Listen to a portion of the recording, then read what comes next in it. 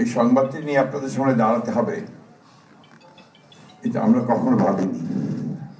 যে ফখরুল ভাই তো আসলে বয়স হয়েছে 77, 78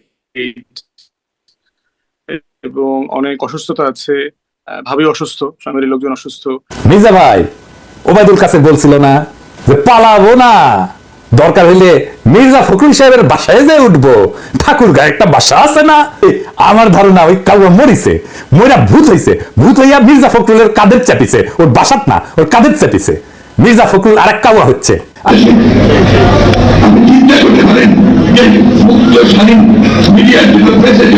আসসালামু আলাইকুম।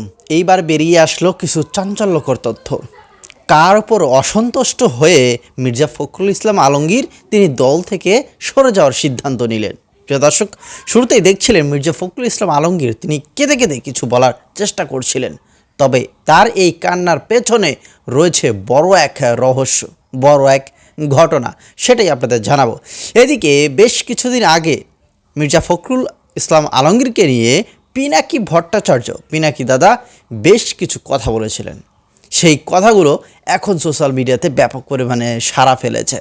মির্জা ফখরুল ইসলাম আলমগীরের মধ্যে কি রয়েছে এবং তার পেছনে কি রয়েছে এবং হঠাৎ তার দল থেকে সরে যাওয়ার আসলে নেপথ্যে কারণটা কি, বেরিয়ে আসছে আজকের এই প্রতিবেদনে।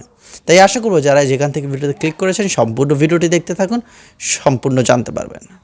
ক্লান্তির অনেকগুলো কারণ থাকে, ক্লান্তির কারণ থাকে। আমি এটা একান্তই আমার অবজারভেশন। আমি ফখরুল ভাইয়ের সাথে খুবই ক্লোজলি মেশার সুযোগ পেয়েছি বিভিন্ন সময়, রাজনৈতিক বিষয় নিয়ে কথা বলা, মত দ্বিমত, তর্ক বিতর্ক, একই মঞ্চে ভিন্ন ভিন্ন বক্তব্য দিয়েছি। আহ, শুধু রাজনীতিতে যে বনেদিয়ানা, ভদ্রতা, বিনয়, লেখাপড়া, কালচার্ড হওয়া, এর এর একটা অনেকগুলো সংমিশ্রণ আছে ফখরুল ভাইয়ের মধ্যে, মির্জা ফখরুল ইসলাম আলমগীরের মধ্যে। যেটা আপনি যদি আওয়ামী লীগের আমলে আশরাফ সাহেবের ভিতরে এই জিনিসগুলো অনেকাংশে ছিল, আওয়ামী লীগের যে সেক্রেটারি ছিলেন। তো এবং আমি তো ওনাকে চিনি না ব্যক্তিগতভাবে, বাট লন্ডনে ওনার সাথে যারা মেলামেশা করেছেন সবাই বলেছেন যে আশরাফ সাহেব অত্যন্ত পড়াশোনা জানা মানুষ ছিলেন, কালচার ছিলেন, কথাবার্তায় ভদ্র বিনয়ী ছিলেন, এটা ওনারা বলেছেন আর কি। তো এখন এইরকম একটা মানুষ যখন আপনার অনেক প্রত্যাশার পরে তো সরকার এসছে, এবং উনি তো দেশে ছিলেন, উনি তো নির্বাসনেও ছিলেন না, বিদেশেও ছিলেন না, গুম হয়ে আরেক দেশেও চলে যান নাই, উনি এখানে ছিলেন, গ্রেফতার হয়েছেন, মানসিক নির্যাতনের শিকার হয়েছেন বারবার। তো সেই রকম একটা জায়গা থেকে উনি ক্ষমতায় আসার পরে যে প্রত্যাশাগুলো ছিল যে এইবার বিএনপি হিস্টোরিকলি ডেলিভার করবে, যে আফ্রিদি মাঠে নামলে আমাদের ভিতরে কিরকম একটা মানে এক্সাইটমেন্ট তৈরি হইতো, আমার মনে আছে আর কি। যে শহীদ আফ্রিদি মানেই হলো 13-14 বল, 20-30টা বল খেলবে, কিন্তু হিউজ 4-6 ছাড়া সে মাঠ থেকে উঠে যাবে না। এই 13 বলে 30, 16 বলে 50 করে আউট হয়ে চলে যাবে। তো সেই রকম একটা এক্সপেকটেশনের জায়গা থেকে সরকার গঠন করে আমার মনে হচ্ছে বিএনপির পারফরমেন্সে এবং বিএনপির যে অ্যাটিটিউড, বিএনপির যেই ডেলিভারি গুলো দিচ্ছে, এগুলো এগুলো ওনাকে অসন্তুষ্ট করছে। উনি ওটার ব্যাপারে সন্তুষ্ট না। And to start with his own ministry, যেটা মাসুদ ভাই বলেছেন যে ওনার যে প্রতিমন্ত্রী আছে, প্রতিমন্ত্রীর এপিএস হচ্ছে সাবেক ছাত্রলীগের নেতা দেখলাম। আপনার চিফ ইঞ্জিনিয়ার করছে এলজিআরডি এর প্রায় 200 কোটি টাকার লেনদেন হয়েছে, জানাজানির পরে 5 দিনের মধ্যে আবার এলজিআরডির ইঞ্জিনিয়ারকে চেঞ্জ করতে হয়েছে। এবং আমি ভিতর থেকে শুনলাম, আমাকে দু একজন সাংবাদিক বলছে যে এলজিআরডি যে মিনিস্টার তিনি জানতেনই না যে এগুলো হচ্ছে। তাহলে দেখা গেছে যে উনি ওনার দলে ওনার কোনো ভিজিবিলিটি নাই।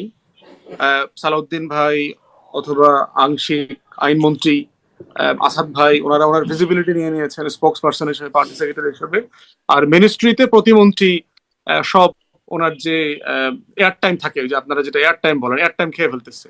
তো ওনার কোনো এয়ার টাইম নাই। তো এরকম একটা জায়গাতে যখন উনি দেখতেছেন, এখন ওনার জায়গা থেকে দেখলে এটা জীবনের শেষ পার্লামেন্ট হয়তো ওনার। আল্লাহ তাআলা ওনাকে অনেক লম্বা হায়াত বাঁচায় রাখুন, আমার তো কোনো আপত্তি নাই, বাট বাংলাদেশের বাস্তবতায় বলছি আর কি।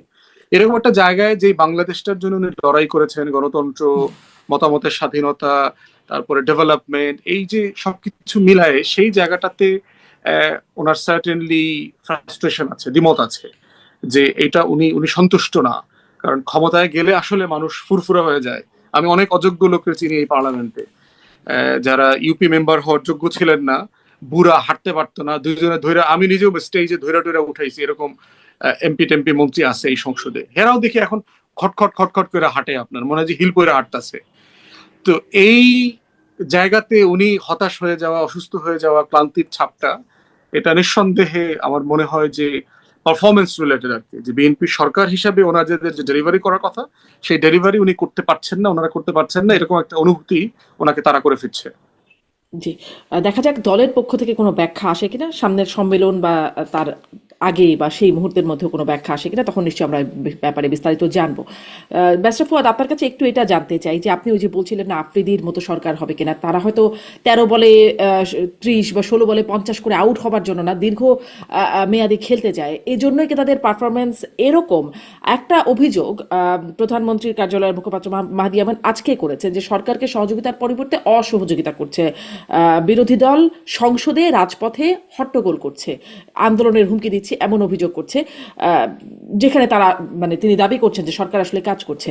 তো না, আমার ধারণা ওই কাউয়া মরিছে, মইরা ভূত হইছে, ভূত হইয়া মির্জা ফখরুলের কাঁধে চাপিছে, ওর বাসাত না, ওর কাঁধে চাপিছে। মির্জা ফখরুল আর এক কাউয়া হচ্ছে। আজকের বিষয় হইতেছে আমাদের মির্জা ফখরুল সাহেব, উনি তো কামান দাগিচ্ছেন। আসেন আমরা উনার কথা আগে শুনি। আমি কয়েকটা দিনই আমরা খুব উদ্বিগ্ন, ভয়াবহভাবে। আপনি চিন্তা করতে পারেন ধর্মকে কেন্দ্র করে কি উন্মাদনা শুরু হয়েছে বাংলাদেশে। আপনি চিন্তা করতে পারেন যে মুক্ত স্বাধীন মিডিয়ার জন্য, প্রেসের জন্য, সংবাদপত্রের জন্য আমরা এতদিন লড়াই করলাম, তারা অফিস পুড়িয়ে দিচ্ছে।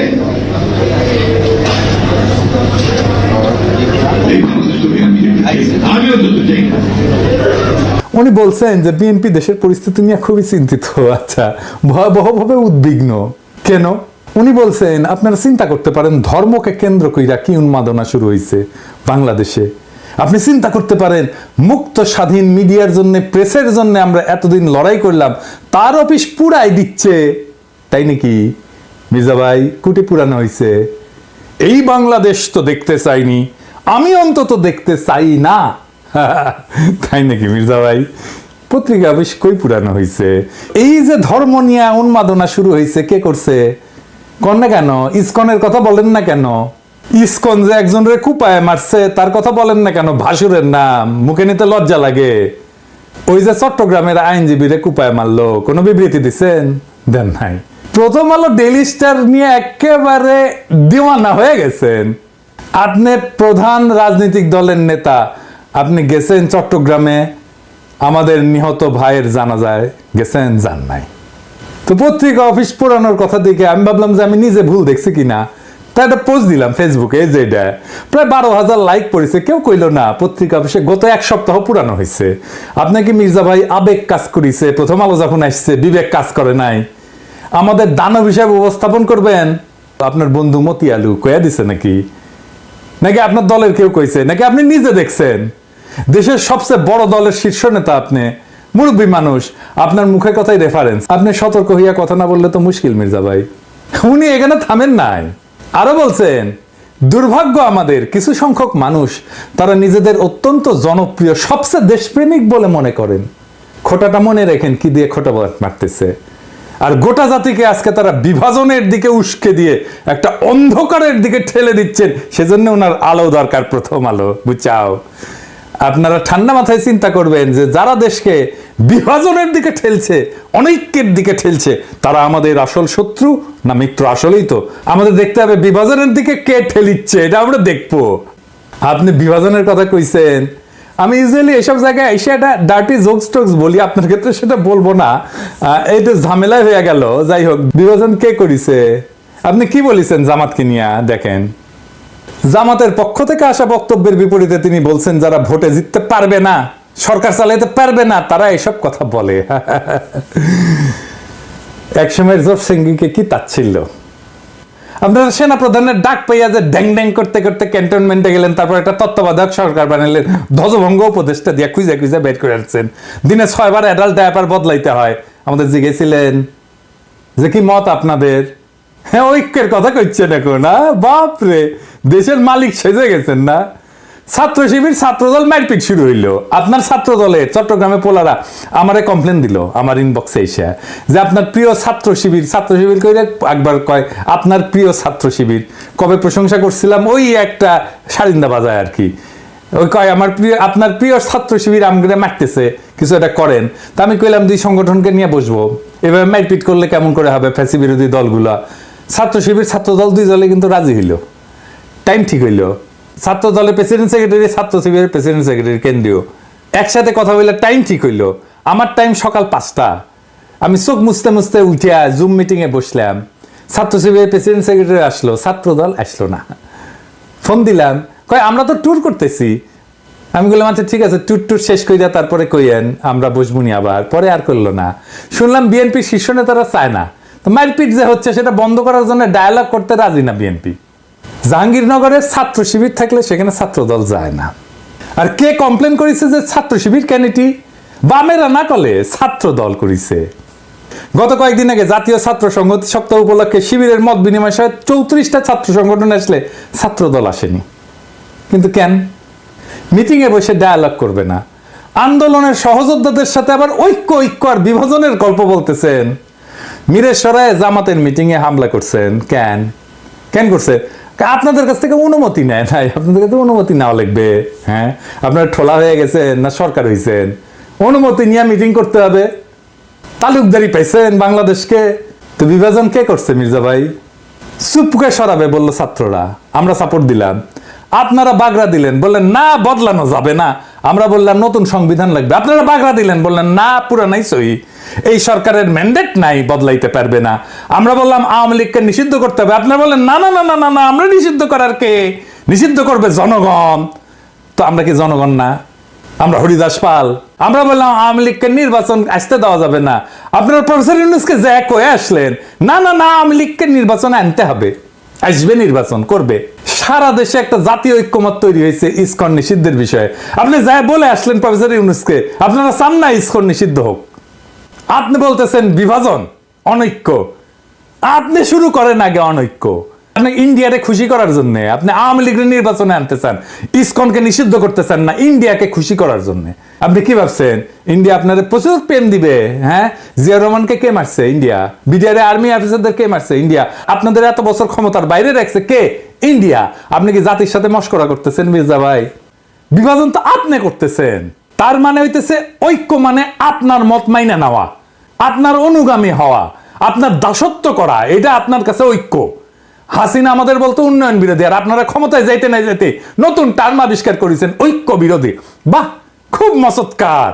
ঐক্য মানে কি জি হুজুর করা আপনার সব কথায়? আমরা কি আপনার দলের কর্মী যে থাপ্পড় দিবেন সবার সামনে আর আমরা বলবো আহা আহা কর্তা আমাকে থাপ্পড় মারিছে, দেখিস আমাকে কত আদর করে, বাপের মতো শাসন করে? এটা কমো? আপনার দেশের ঐক্যের কথা বাদই দেন, আপনার দলের ভিতরে ঐক্য রাখতে পারছেন? হাসিনা পলানোর পরে আপনার দলের অন্তর্কন্দলে 19 জন নিহত হয়েছে, আহত হয়েছে 556 জন, আমি গুনছি। এডিটর সাহেব দেখান, একটার পর একটা নিউজ দেখান এডিটর সাহেব কতজন নিহত হয়েছে, যোগ কইরা দেখান। মির্জা ভাই আপনার নিজ দলের লোক তার সহযোদ্ধারে মারছে, প্রত্যেক 5 দিনে একজন মারা গেছে, প্রত্যেক দিন গড়ে 5 জনের বেশি আহত হয়েছে। আপনার নিজ দলের ঐক্য নয়, আপনার দেশের ঐক্য কেমনে কায়েম করবেন? আমাদের অনেকের জন্য দোষ দিতেছেন। আপনার ঐক্য নিয়ে কথা বলার কোনো বিন্দু মাত্র নৈতিক অধিকার আছে? আপনি আওয়ামী লীগকে নির্বাচন করাবেন, সুপ্পুকে রাখবেন, হাসিনার সংবিধান রাখবেন, ইসকনকে রাখবেন, ডেইলি স্টার, প্রথম আলোর মতো ভারতের 1 নম্বর অ্যাসেট বাঁচাইবেন, তার পক্ষ হয়ে আমাদের উপরে ঝাঁপায় পড়বেন, তারপর আবার বলবেন ঐক্য চাই না। তার দর্শক মণ্ডলী, আশা করছি যে আপনাদের কোনো মতামত থাকলে, এই বিষয় নিয়ে কোনো মন্তব্য থাকলে লিখবেন আমাদের কমেন্ট বক্সে। মির্জা ফখরুল ইসলাম আলমগীরকে নিয়ে পিনাকি ভট্টাচার্য তিনি যে মন্তব্যগুলো করেছেন বা তিনি যে কথাগুলো বলেছেন, এটা আপনার কাছে কেমন লেগেছে সেটা জানাবেন। এবং এই দিকে তাকে নিয়ে আরও বিশ্লেষকরা কিন্তু অনেক ধরনের মন্তব্য করছে যে মির্জা ফখরুল ইসলাম আলমগীরের বয়স হয়ে গেছে, আসলে অনেক কিছু তারা কিন্তু বলাবলি করছে। তো যাই হোক, শেষ পর্যন্ত কি হতে পারে, কে আসতে পারে এই পদে, এবং ফখরুল সাহেব কার ওপর অভিমান করে তিনি দল থেকে সরে যাচ্ছেন, নাকি আসলে বয়সের ভারের কারণেই নিজে থেকেই এভাবে সরে যেতে চাচ্ছেন, এবং পিনাকি দাদা মানেই আসলে অগ্নিঝরা কথাবার্তা। এবং আপনারা জানেন যে আওয়ামী লীগের সবথেকে মানে বড় শত্রু হলে এই পিনাকি দাদা একজন আছেন। তো তার কথাগুলো আসলেই অনেক মারাত্মক, এবং তিনি যেগুলো বলেন সেগুলো যেন কলিজা ভেদ করে যায়। তো ভালো থাকবেন, এবং হ্যাঁ, আজকের এই ভিডিওটি সম্পর্কে অবশ্যই লিখবেন, ভিডিওটি শেয়ার করে দেবেন। ধন্যবাদ সকলকে। দেখা হচ্ছে পরবর্তী নতুন কোনো ভিডিওতে। এবং দল থেকে পদত্যাগ কবে করতে পারেন মির্জা ফখরুল?